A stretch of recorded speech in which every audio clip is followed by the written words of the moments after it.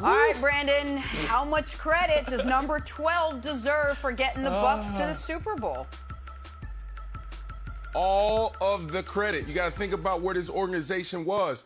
This is an ultimate team sport, and he is the ultimate leader. So what Bruce talked about was belief. He didn't talk about on Sunday.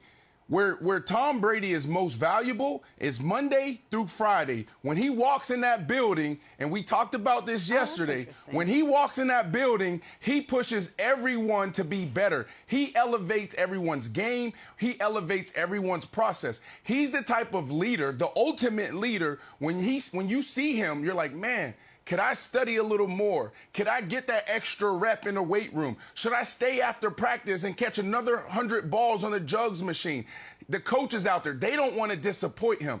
So when you think about Tom Brady and where he's at his point of his career, he's more valuable Monday through Friday than he is on Sunday. Sunday, like I said last Friday, Sunday, I need you to be phenomenal when it comes to situational football. Lead us before the half to get points on the board.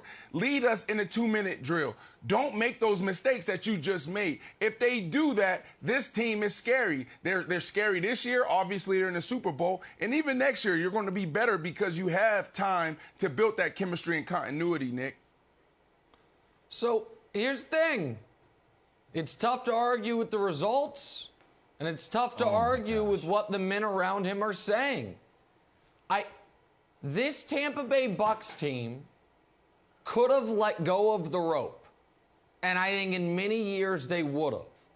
They had 4 games to start the second half of the season. Before their bye, they went 1-3. They got dog-walked for a second time by their divisional rivals. They then got beat soundly by the Rams and seriously beat down by the Chiefs, down 27-10 going into the fourth quarter before some late touchdowns made it appear close when it wasn't. Then you have a bye. We're in a pandemic. You have the last bye of the season. You're a 7-5 team that's okay. And they haven't lost since then. And to a man, the people around Tom Brady Wilds keep giving him credit. Now, I think some of that's strategic. I think Bruce Arians learned early in the year, I'm better off just heaping praise than any type of criticism on Tom, or else the media minions will come after me. But, Wilds, I do think that what we are seeing in the 2 sports we talk about the most is, in basketball and football, it is one thing to be great on the field. It is another thing entirely to be a great leader of men.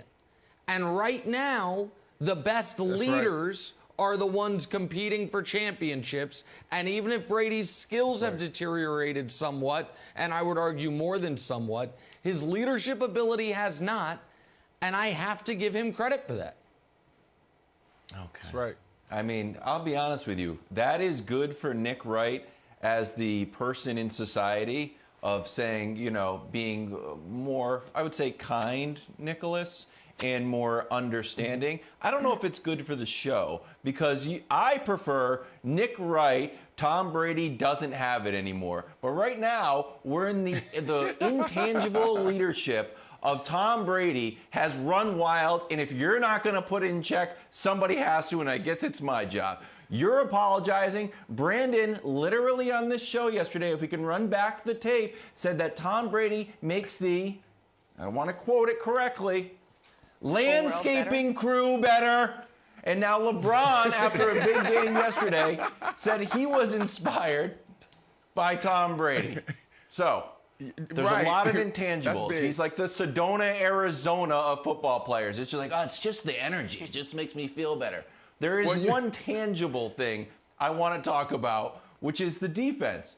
Todd Bowles' defense was great last year. In fact, they probably had a Super Bowl-worthy defense. Here's the problem.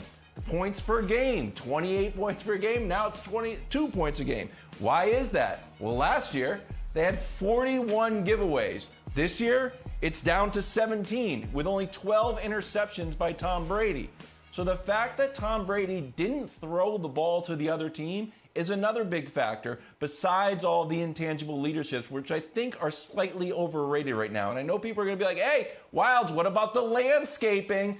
It's a fair comment, but it's more so that Jameis Winston was going on during the game and pouring Roundup weed killer all over the landscaping. Like, just don't do that, and that will help us out a lot. Go ahead, Nick. I agree with that, and I want to throw it to you, Brandon, because you can speak to this from the experience part. I'm going to think back to a moment from a different quarterback. Patrick Mahomes in the first playoff game last year, when everything was going wrong. Tyreek Hill muffs a punt. There's drops all over the place. It's 24-0. And Patrick Mahomes is pacing the sideline, grabbing every guy and saying, just make one play. Just make one play. That's right. We're That's fine. Right. It's similarly, by the way, what they did with McCole Hardman this week. McCole muffs a punt. Yes. Kelsey goes to him. Kelsey goes to him. He goes, we're going to get it right back to you. That I do think is real. And I do think, Brandon, as a guy, you've been on these teams, and you know the difference between a real leader at quarterback and a guy who, when things are going great, he's great, and when things are going bad, he's bad. I do think that instills a confidence in his teammates that truly affects their ability to win games. I just got goosebumps just thinking about it. That's something that, you know, a lot of us study when we're in that locker room. It wasn't just Travis Kelce. You went back to Patrick Mahomes last year, and then you went back to this Sunday.